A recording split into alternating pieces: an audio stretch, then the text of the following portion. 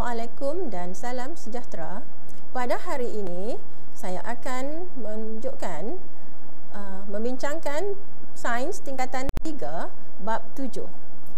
Subtopik 7.2 iaitu tenaga keupayaan dan tenaga kinetik.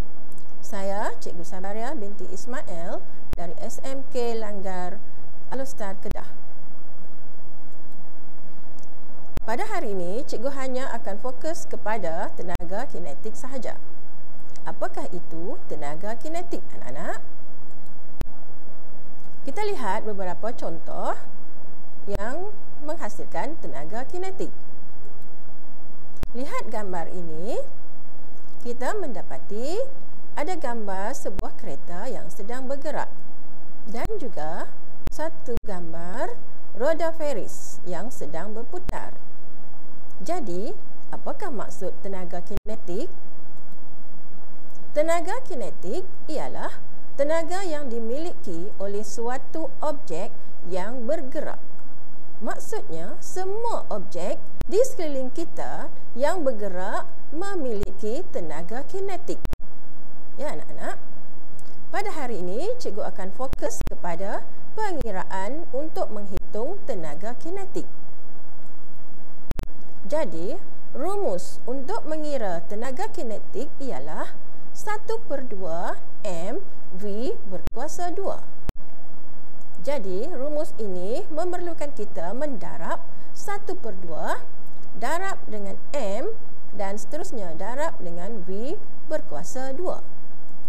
Apakah unit SI untuk tenaga kinetik?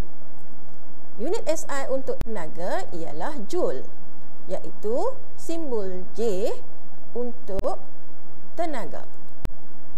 Manakala M ialah jisim dalam unit kilogram dan V pula ialah halaju dalam unit meter per saat. Jadi anak-anak, hari ini kita perjelaskan lagi cara untuk menghitung tenaga kinetik menggunakan rumus yang terpapar. Contoh pengiraan bagi masalah yang melibatkan tenaga kinetik. Sama-sama kita baca soalan yang tertera. Sebuah truk yang berjisim 4,200 kg bergerak dengan halaju 110 km per jam. Soalannya, hitung tenaga kinetik yang dimiliki oleh truk tersebut. Masih ingat anak-anak rumus yang kita perlukan? Ya, rumus yang kita perlukan ialah halaju truk bersamaan dengan 110 km tukar kepada meter, kita perlu mendarab dengan 1000. Kemudian untuk masa, kita tukarkan kepada unit saat menjadi 3,600 saat. Ini bersamaan dengan 110 km per jam. Okey anak-anak. Seterusnya, halaju kinetik masih menggunakan rumus yang diberikan tadi, iaitu 1/2 darab dengan M darab dengan V berkuasa 2. Begitulah jadinya. Sama-sama kita lihat 1/2 darab 4,200 darab kurungan 30.56 berkuasa 2. Dan anak-anak boleh sama-sama mendarab. Lihat jawapannya, 1961,218 joule atau bersamaan 1961.2 kilojoule. Jadi kita lebih mudah untuk melihat jawapan dalam unit kilojoule.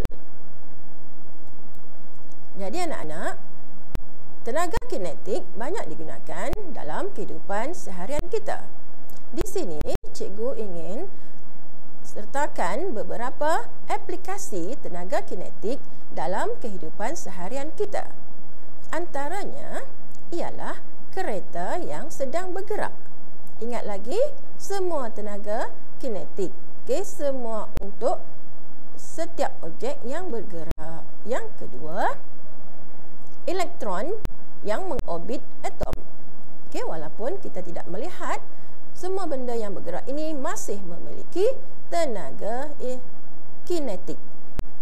Dan contoh yang terakhir ialah bola bowling bergerak ke arah lorong bowling. Jadi anak-anak, setiap benda, setiap objek yang bergerak memiliki tenaga kinetik.